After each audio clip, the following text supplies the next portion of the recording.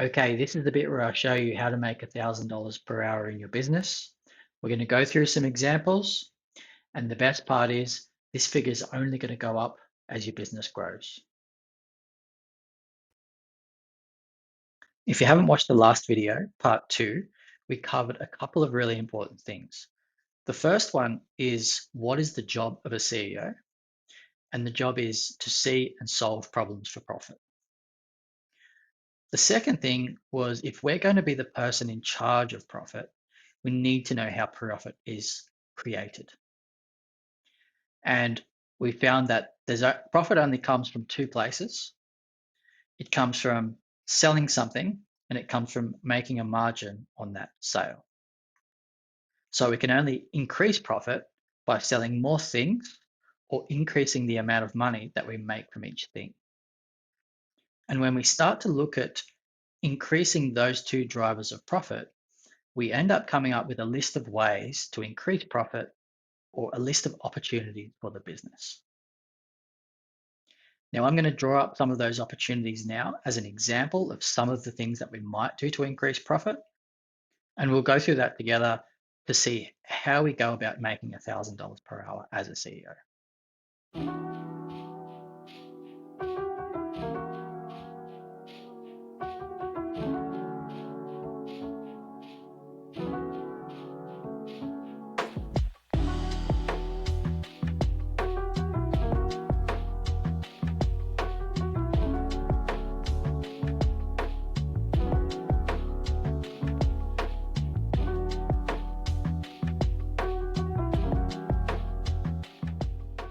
Okay, so this list essentially starts on the left with our list of ideas, a list of ways to boost profit. We've got two categories, boosting margin and boosting production. And then what this table forces us to do is turn those ideas into projects. So to assess whether we should do something, we need to know what the project looks like. So how long is it going to take us to do it? And what's the likely return? Now, in amongst our list of ideas, for margin, we've got price increase, we've got improving our sales process, we've got improving our offer to the market. On the production side, I've included some of our big hitters. So often the big factors in production are going to be your marketing or sales, your hiring, or your efficiency. Now, in the second column, we've got our time invested in that project. So it's an estimate of how long we think it'll take to implement. And we've got projects there ranging from 4 hours to 40 hours. And that's your time. That's the CEO's time invested in that. You don't have to implement everything yourself. Sometimes you're going to delegate to the team, and your role is just in setting up that project and briefing the team. In our next column, we've got our estimated returns. So I've done this based on a $500,000 per year business. And so our 10% price increase brings a 50K return in pure profit over the course of the next 12 months. There's a bit of guesswork here, but a ballpark works just fine.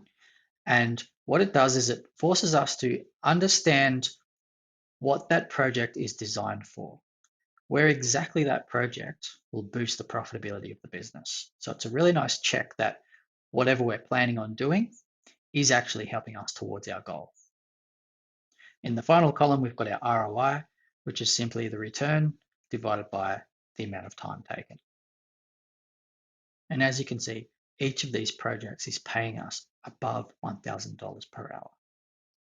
Now, even if each of these projects is half as effective as we think it'll be and takes twice as long as we think it will, which will slash our ROI by 75%, most of these projects are still bringing in over $1,000 per hour.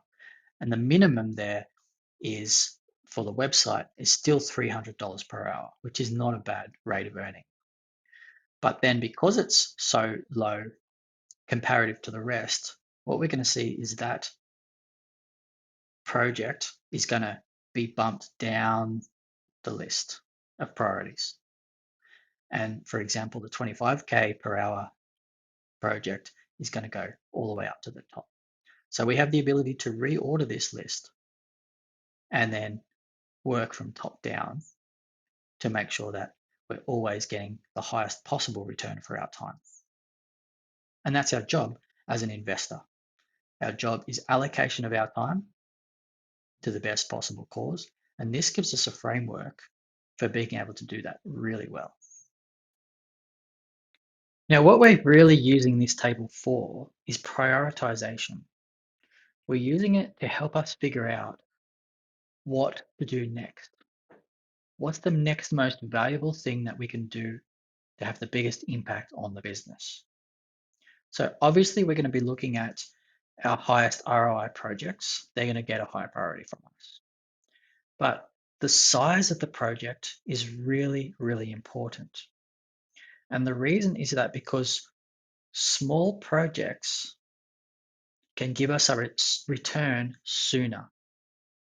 And if we can get a quick return from a project, that return helps us in our completion of other projects.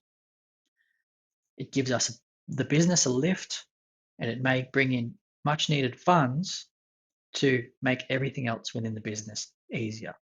Whereas for large projects, our investment of time or money is tied up for a longer period of time. So smaller projects get a higher priority, but also we want to start breaking our bigger projects into smaller projects. For example, increasing our prices by 20% might be a larger project because you may want to work on your brand and your sales and so on.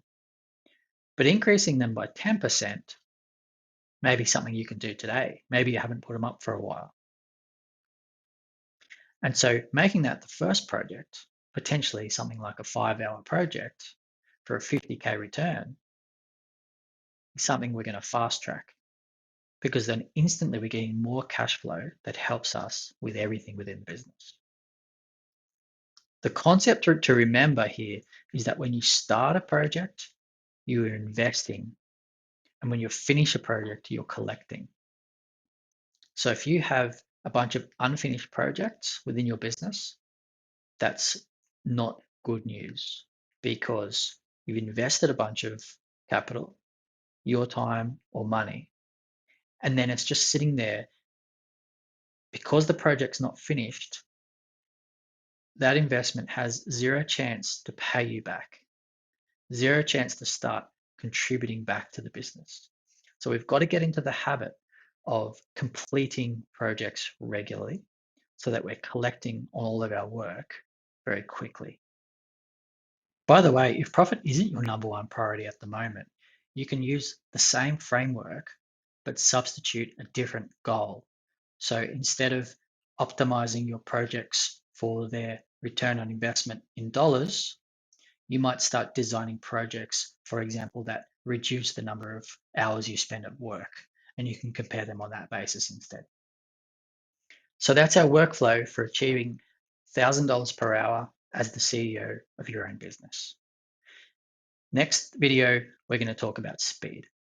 How do we go through that process, but reduce friction, get the best bang for your buck, and get the low-hanging fruit so that we're consistently ticking off those projects and collecting bag after bag after bag of money.